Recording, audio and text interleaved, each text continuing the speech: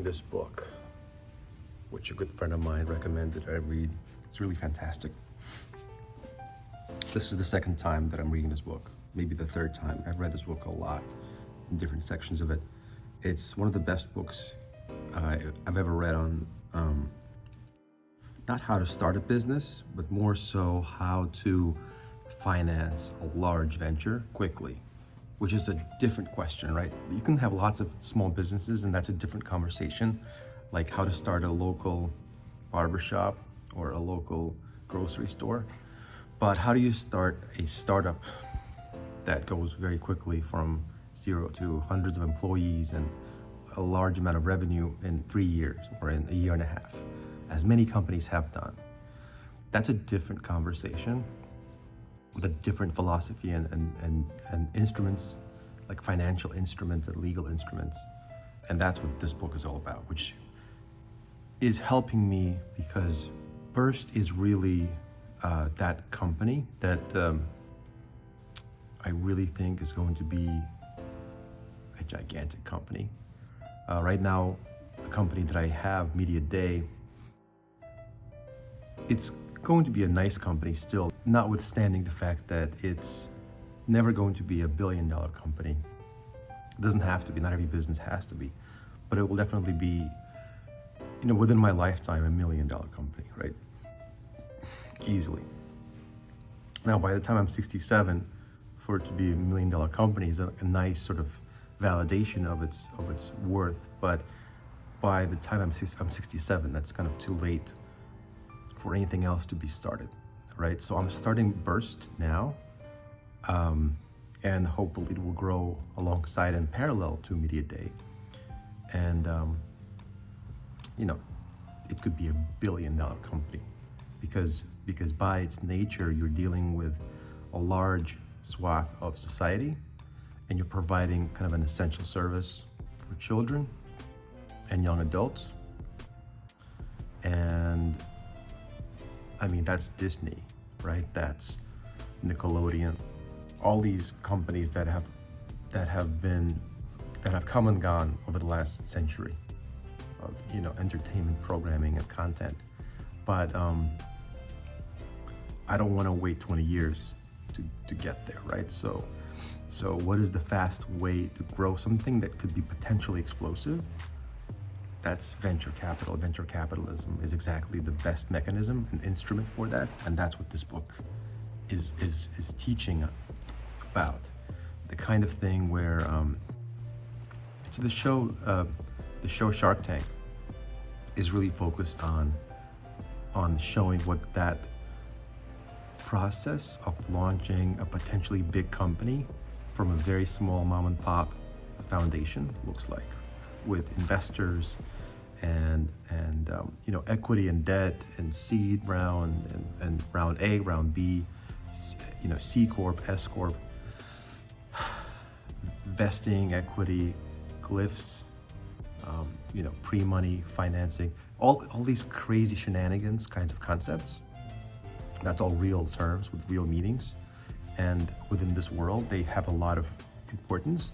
And based on understanding those concepts, people can raise a lot of money very quickly. And I think it's essential to learn and never stop learning. So I'm now up to my neck in books about business, books about financing. That's coming on the heels of the last massive brain download that I've been making, which took place in the summer, right? This is now October 2020. In the summer, June, July, August, in through September, the massive brain download that I was doing was on critical theory. That was a new experience for me, learning about a very important, very powerful school of philosophy for the first time, really seeing what it said, who the main figures have been. So I spent an enormous amount of time mapping out and reading dozens, if not hundreds, of writers and books and articles from critical theory, critical race theory, gender studies, queer theory, fat studies, critical education, critical legal studies, that kind of stuff. And that came on the heels of an entire year from up to that June to the June before that of learning about natural law. So for at least the last 2 years, I've been in a non-stop learning experience. Incredible amount of books were read on natural law from, Grotius, Pufendorf, Richard Hooker, and up until really the 20th century, but really going to Thomas Aquinas, Suarez, and going back earlier to Cicero, Aristotle, Plato. And I've been reading those books for a year, just nonstop. Then I had to pause, recalibrate, because critical theory now came on the radar as like an important thing to learn. So learned about critical theory in June, July, August, September. Then had an epiphany that all that stuff is nice about philosophy, but that's not where the biggest break has to be made, the biggest breakthrough. And that biggest breakthrough is going to be made in something that could be potentially explosively important and valuable and very quickly. And that's this burst company. So all the resources, all the available time had to be recalibrated and remarshaled again and dedicated to, equity financing, debt financing,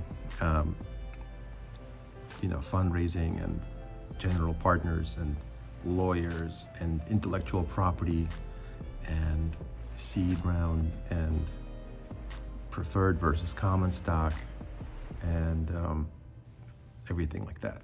So that's my new brain download. I'm overwhelmed and submerged into it, but it's important to do it quickly and not take too long about it, because I'm planning to make a lot of big decisions financially with Burst in 2021, right? A lot of massive choices will be made, big decisions. And so we can't take a year or year and a half or 2 years to slowly, gradually approach it. I have to master this stuff in a matter of weeks.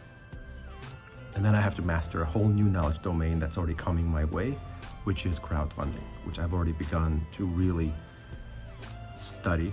I'll cover that in a different video, but that's an entire field, an entire science of its own that I have to be a master of. But first I have to understand this and then that. So that's the fourth wave coming my way, coming towards my brain.